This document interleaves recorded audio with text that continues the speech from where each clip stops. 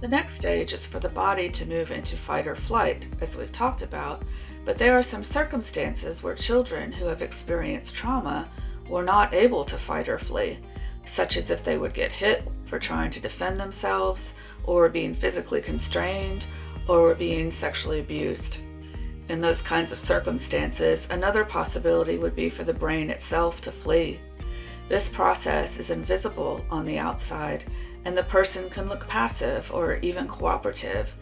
This freeze response is quite a common reaction for children who have experienced painful events because it protects them from absorbing the intensity about what was actually happening to them.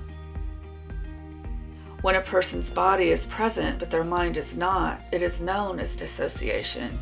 Dissociation is fleeing emotionally away from the body and retreating to a safer inner world somewhere inside the mind.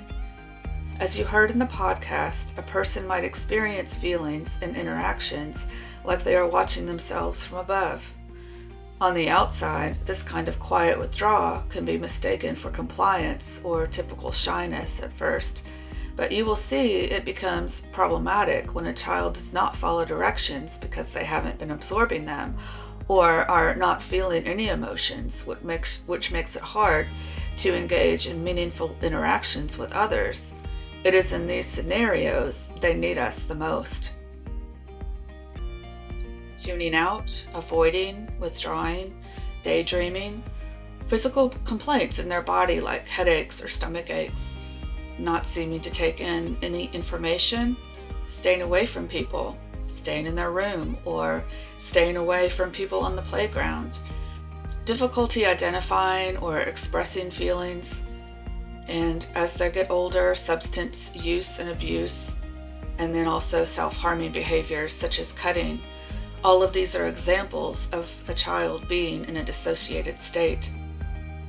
Everything we've been discussing is true not just for children, it's true for all people. And all of us can potentially experience these behaviors.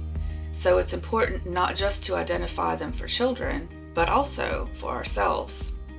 We may have learned to manage these reactions better by adulthood, but we can definitely be sparked when we ourselves are under stress or experience fear or distress. And the experience of parenting traumatized children may in fact be one of those sparks. The question we'll try to answer in this section is, how can we help children with a history of separation, trauma, and loss heal? One of the key ways to help a child will be you developing a relationship with the child.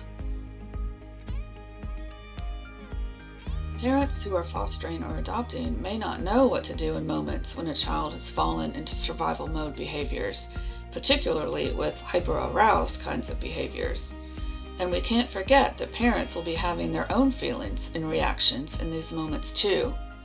Meanwhile, dissociated behaviors may not even be noticed by some adults because they are so much less obvious. Yet they both need a parent or caregiver's attention because these behaviors show us the child is likely in fearful survival mode.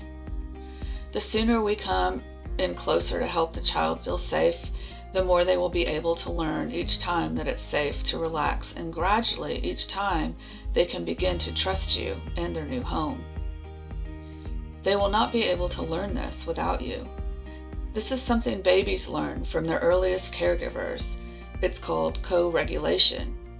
Co-regulation is the concept that a person is able to calm because someone else soothes them. As we discussed in the attachment theme, while co-regulation is what people often think of as only babies needing, children who have experienced separation, loss, and trauma have not yet learned the skill to self-regulate or be calm on their own. The process of self-regulation will come over many experiences with you teaching them how. It will come through learning from you, through what goes on in your brain and body, how to be calm and self-regulated. This pattern done over and over will ultimately help children's brain to move more easily and often out of fearful survival mode and stay in the higher thinking parts of their brain. This is what will ultimately decrease their need for survival behaviors and to start thinking before they act.